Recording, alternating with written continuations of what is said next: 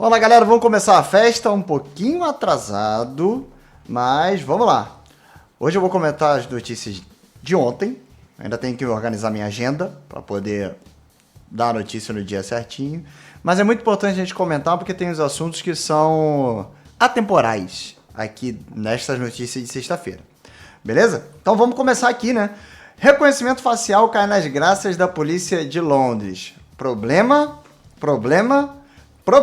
Vou dizer por quê. Funcionando desde 2020, a tecnologia de reconhecimento facial da polícia londrina começou a ganhar tração neste ano. Só de janeiro até agosto, o escaneamento dos cidadãos, muita atenção, cidadãos, suspeitos, foi usado em 117 ocasiões, bem mais que os 30 usos registrados de 2020 a 2023. Como funciona? A polícia usa câmeras espalhadas por locais públicos de Londres e, se o rosto de alguém bater com o de uma pessoa na lista de procurados, as autoridades são avisadas. Mais de 770 mil pessoas na cidade tiveram seus rostos escaneados e analisados pelo sistema de identificação. Já sobre os presos, neste ano, 360 pessoas foram para trás das grades com a ajuda desta tecnologia. Tá longe de ser unanimidade, né? Organizações de direitos humanos são contra a tecnologia, dizendo que ela funciona como um Big Brother da vida real, vigiando todos os cidadãos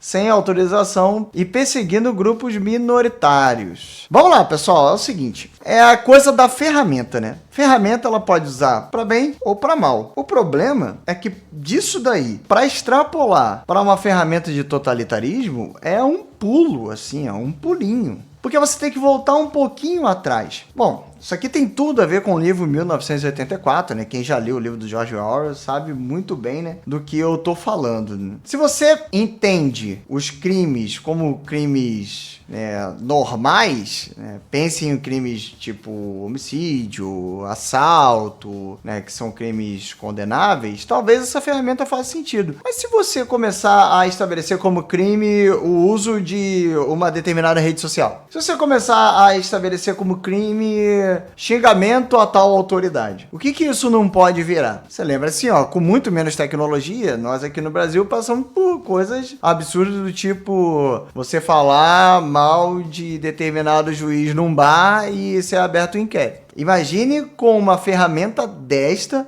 o que não pode virar. No livro 1984, você tem o mecanismo dentro das casas, né? E as pessoas são filmadas e existem crimes como elas relatarem as próprias ideias, né? Logo que começa o livro, o Winston, né? Ele tá ali com um pavor, um medo terrível de que ele tá escrevendo coisas sobre a vida dele. Ele tem um diário. Então nós podemos chegar nesse ponto e não tá muito longe disso. E pensa isso aliado à inteligência artificial. Pensa o ditador não ter nem trabalho de ter que checar quem que ele quer perceber. Ele só coloca determinadas características com ferramentas de inteligência artificial e tá feita a caça às bruxas. Em países que têm insegurança jurídica, isso pode ser uma arma terrível. Tem que pensar por esse lado também. O problema não é a ferramenta, o problema é quem vai usar a ferramenta. Então vamos terminar de ler a notícia aqui. Enquanto isso, tanto o atual governo do Reino Unido quanto o anterior, que são de lados opostos, apoiam o reconhecimento facial, argumentando que ele é útil para combater o crime e que os dados são apagados imediatamente se a pessoa não tiver na lista de procurados. Ah, tá. Beleza. Em menos de um ano, 300 prisões foram feitas no estado do Rio de Janeiro graças ao sistema de reconhecimento facial. Já está no Brasil. Outros países, como a Dinamarca, também estão implementando o modelo aos poucos. Isso aqui é uma dinâmica que não vai parar e a gente vai estar cada vez mais refém de um governo que respeite liberdades individuais e que não queira se impor através de um projeto de poder para que isso não vire um mecanismo terrível nas mãos erradas, né? Vamos vir para o Brasil? EAD representa 49% das matrículas de ensino superior. Vamos lá! O governo acabou de divulgar que o número de matrículas presenciais no ensino superior segue em queda, com o número de alunos na sala de aulas ficando à beira de ser superado pelo EAD. Estamos quase virando a moeda, né? Olha, cara, isso daí é o seguinte, existe uma crescente do EAD. O EAD, desde a pandemia, se mostrou eficiente no sentido de atingir um grande número de pessoas com um custo baixo, né, e mostrou para empresas e até para o próprio setor de ensino e da educação que realmente você consegue atingir muita gente com pouco custo, com EAD, mas não necessariamente eficaz, porque a qualidade é muito questionável, principalmente hoje com o uso da inteligência artificial. Só abrindo um parênteses aqui, pessoal, quando eu falo de eficiência, eu tô falando de economia de meios, assim, tô falando de você conseguir fazer mais com menos. Quando eu falo de eficácia, eu tô falando de atingir o objetivo, que é formar um bom profissional. Então, voltando, né? A gente continua com números próximos da pandemia, isso ganhou um volume muito grande na pandemia, e você tem, obviamente, né, uma discussão em cima disso, né? Há quem elogie a modalidade, falando em acesso e democratização, mas há quem critique, falando em pior formação dos profissionais. Lógico, você não tem a garantia de que o profissional na sala de aula vai ser bem formado, principalmente em cursos de humanas, né? Mas quando se trata das engenharias, principalmente medicina, cara, é muito difícil você colocar completamente EAD e garantir a qualidade. A qualidade vai depender muito mais, já depende, né? Mas vai depender muito mais do usuário. E muitas vezes o usuário, o aluno, ele tá querendo só o diploma, cara. Então, se ele quiser sentar lá, fazer nas coxas, utilizando o chat GPT pra caraca pra responder tudo, ele vai se informar e, cara, ele não vai fazer ideia do que ele estudou. Antes já era difícil porque a pessoa estudava e esquecia. Agora, ele simplesmente não vai passar pelo material. Existe uma briga do EAD com as provas presenciais, né? Mas isso não está conseguindo ser implementado e cada vez a gente vai ter profissionais no mercado menos qualificados. É uma tendência, mas que reflete diretamente em como é a qualificação profissional. O que vai acontecer, na verdade, assim, é que a seleção do profissional vai estar... Cada vez você vai ter um divisor, assim, né? Vai ter um abismo entre os profissionais que se interessam e os profissionais que não se interessam. Então, na prática, o que vai valer não é o diploma do cara. Vai valer o que ele aprendeu e o que ele sabe fazer. Tipo assim, as skills dele que ele adquiriu por interesse, por cursos fora que ele foi buscar,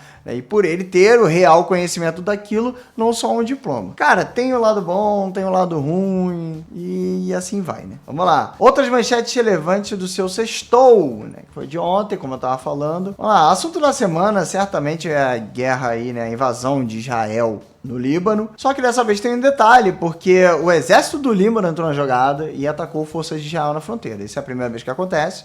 Era só um ataque direcionado aos terroristas do Hezbollah, mas dessa vez, por ter invadido o seu território, o exército libanês entrou na jogada.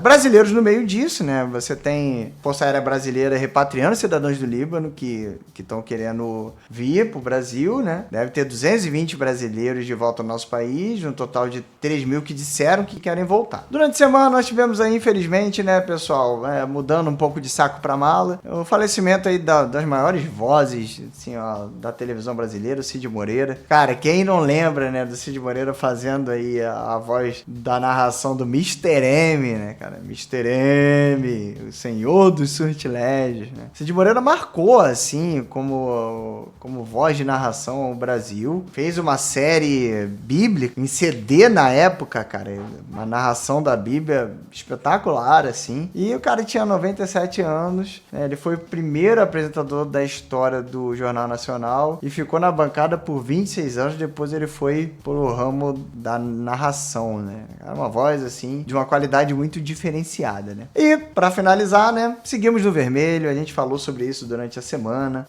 As contas do Brasil estão cada vez piores e rombo de 22,4 bilhões só em agosto, né? Estamos na casa do trilhão aí, tá cada vez mais terrível. Primeiros 8 meses o déficit foi de 100 bilhões, o governo tá acumulando números históricos em déficit e números históricos em arrecadação, o que é terrível. E nosso problema financeiro e econômico está superando os dados da pandemia, como nós falamos durante a semana aqui. Isso atinge diretamente a ponta da linha, o cidadão. E uma notícia curiosa aqui, né? O Telegram tá virando um business de criptomoedas.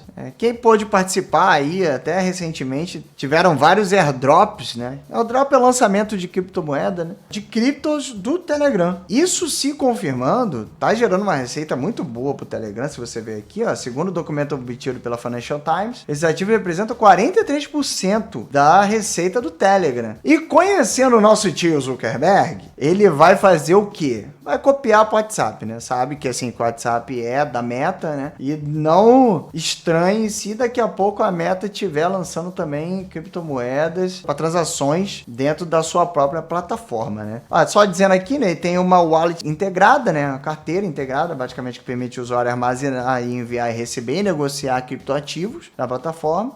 E tem o app também vende e permite venda entre usuários de itens colecionáveis, né? Você lembra que teve na época os NFTs, né? Os NFTs que eram figuras e tal, você tem também esse tipo de coisa dentro da plataforma. Lógico, para fomentar as transações, né? Para você poder ter um giro, uma economia, né? Um sistema funcionando dentro da plataforma. Isso é muito bom para quem pegar a onda no início. Deve acontecer com outras redes sociais, como eu falei. E quem conseguir pegar esses airdrops no lançamento vai conseguir faturar uma grana. Lembrando que esses airdrops no lançamento são gratuitos. Assim, eu tenho até do Telegram e ele foi lançado baseado na quantidade de tempo que você usava o Telegram. Simples assim. Então, é uma forma de incentivar você a utilizar a rede social, além de você deixar a coisa economicamente mais clara, com transações e tudo mais. O que importa na prática é que mensagens estão sendo cada vez mais só um pretexto da empresa para explorar o setor bilionário de criptomoedas, né? Para ter a dimensão do mercado global de criptomoedas, já vale 2 trilhões de dólares. Isso não vai parar, galera. É a tendência. E é bom que você saiba para você se antecipar e conseguir um dinheiro de bobeira aí, né? Pegar a onda no início, igual quem pegou o Bitcoin no início. Lógico que nunca vai ter a mesma relevância do Bitcoin, mas é uma forma de você faturar, beleza? Então, de sexta-feira é isso. Vou fazer logo na seguida aqui as notícias de sábado. Pessoal, temos aí eleições se aproximando. Não percam o próximo vídeo que eu vou lançar. Vou lançar 2 vídeos na seguida aqui para vocês. Abraço, bora!